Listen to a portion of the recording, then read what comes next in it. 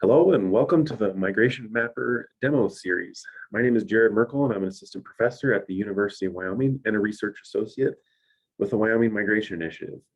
In this video, I'm going to show you a little bit about how to import your data into Migration Mapper and work through part of Module 1.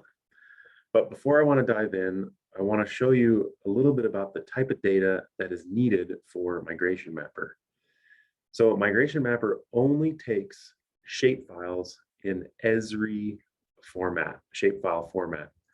And that will typically look like a series of files like this, minimum of 4, where you have a .shp file as well as a .dbf file.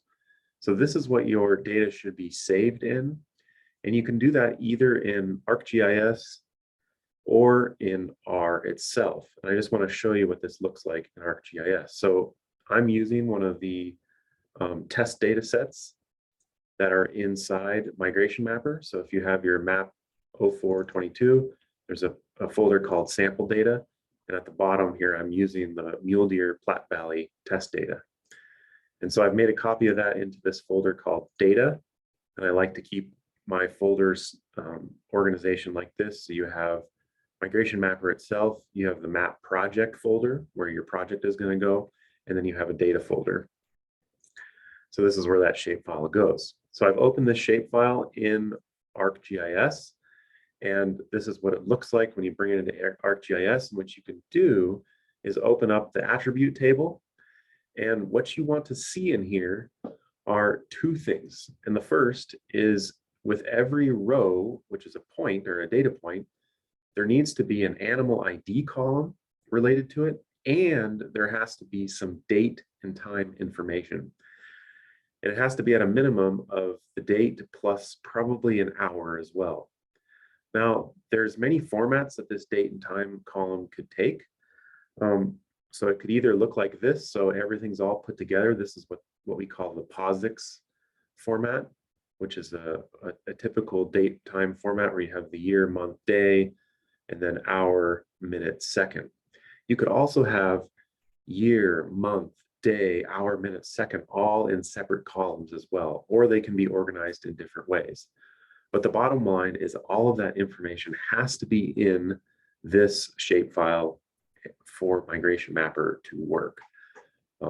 Okay, so that's what it looks like in ArcMap. I'm going to close ArcMap. Now I'm going to show you what it might look like in R. So if we want to look at a shapefile in R, you're going to want to bring in a few packages, mainly the SF package. And then we can use this function called stread to bring in, this is the file path to that Mule Deer Platte Valley test data.shape. We can run this. That's going to bring it in to R. And up here in the environment, we see that there's 44,000 GPS locations and 3 variables. If we do a head of those data, we'll see that this is a simple feature collection with 6 features and 2 fields. And what it means by 6 is just the top of it is 6 rows. The geometry type is point. Dimension is XY. Make sure you don't see XYZ. Migration Mapper will not like it if there's a third dimension to it. So make sure this says XY. There's some stuff in the troubleshooting to figure out how to fix that if it does have a Z. And it's a projected data set. Migration Mapper does not care the projection that you put your data in when it goes into Migration Mapper, as long as it is in some kind of projection that Esri can deal with. As long as it's in a projection that Esri can deal with or a shapefile can deal with, it's fine. And so here what we see is an animal ID column. We see the date column that has this format again. And then we see the geometry, which is the X and Y values. And if we do a structure of this, we can see that the ID column is a character string and the date column is also a character string. And that's what you want to see for your date information. If the date components are all separate and there's year, month, day, it could be a numeric column, but it should not be any kind of date format itself. It must be a character string or a numeric format, and it must look like date information. Okay, so that's what it'll look like with your that's what Migration Mapper needs to import your data into Migration Mapper. Okay, so going back here, now that you have your shapefile in a good situation where you have a column for animal ID and a column for date and time, or multiple columns delineating date and time, now it's time for you to open Module 1. And remember, if you ever have any issues, you can go to the Migration Mapper user guide, which has detailed explanations of how to use different components of Migration Mapper, as well as a huge troubleshooting guide. If you do find a bug or have any problems, please feel free to fill out this form here, which is kind of a Google form that allows you to ask questions or submit queries. Okay, let's open Module 1. So what happens when you click that button, it'll disappear for just a moment, and then it'll come back with the Module 1 that you see here. And I'm just going to orient you just a bit here. So we have a number of different boxes. There's a configuration parameters box, reload existing project folder button. There's a jump to another module button, and then there's a close Migration Mapper button. So the configuration parameters here, when you click on this, you're going to see some parameters for how we identify if there's any problem points or mortalities in your data. And so Migration Mapper will automatically flag any points where the movement coming into a point and leaving a point is faster than 10.8 kilometers per hour. Or it'll flag points where the animal has not moved more than 50 meters for 48 consecutive hours.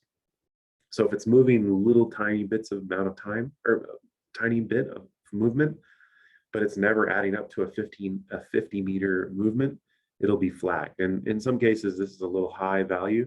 You may want to decrease it. Like I know mountain goats and some moose during winter can spend multiple days really not moving at all. And so you may want to identify this. This isn't going to solve all your problems with mortalities and speeds and issues with your data, but it might help you identify, oh, something going on with the collar for this animal, or yeah, it looks like maybe this animal died and we still have the data from them that collar was laying on the ground for a month before we picked it up.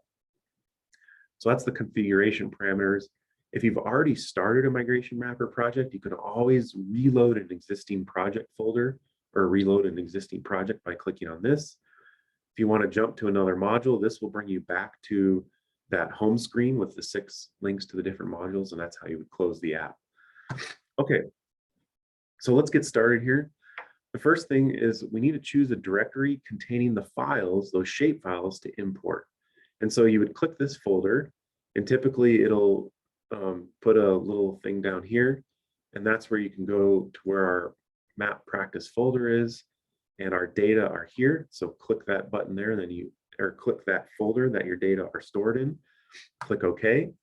And then what you're going to see is you've successfully imported this folder location. And then if you click here, it's going to automatically show you what shapefiles you have in that folder. And I see that this Mule Deer Platte Valley test data is showing up. Click that, and then you say begin file import.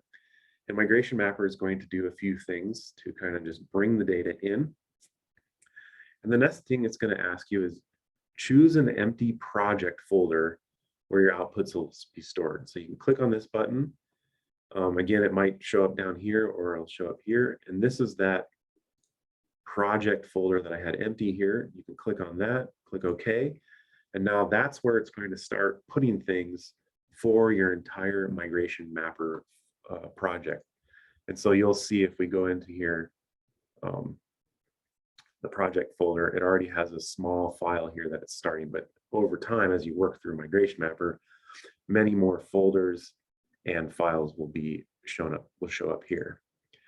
Okay, so the first thing that you must do is identify a unique ID column in your data set.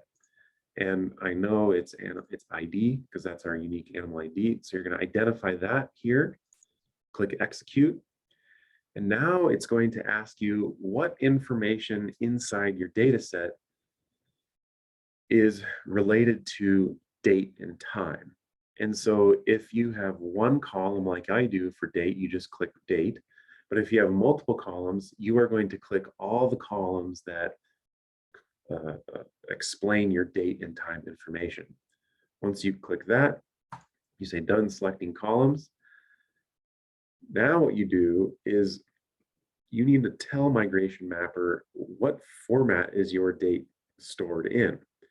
And so you need to be very careful and look at how it's stored. And so you're going to say, in this case, year, 4-digit year, and then month is next, day is next, and then hour, 1 to 24, minute, and second. And so if you had multiple columns, it's going to ask you for each column, what are the date time information for each of those columns. And then finally, you're going to choose a time zone. And these data are in Mountain. So I can just type US Mountain Time, and it will know that they are in Mountain Time. And you have lots of options for time zone here. Then you click Process Dates. So it's telling me that I have 26 NA dates in my data set, and it automatically removed those because something was funny with the date time information and they NA'd out, and Migration Mapper automatically removed those. There will be a folder inside your map project of those NA dates as a CSV, so you can go in there and have a look and see which rows in my data set had these NA dates, and you may want to fix them and start over. And you see a few more files have arrived in here. So once we get to this part, and I'm gonna, towards the end of this video here, we're towards the end of the video. The first thing it's going to do is tell you how many mortalities and problem points that it flagged with those configuration parameters that you had set up at the beginning. And so none were flagged as problems. So these animals never moved more than 10.2 kilometers per hour. And there was no cases where the animals did not move more than 50 meters in a 24-hour period. So if they were, they would be flagged and the colors would be magenta or yellow on these graphs.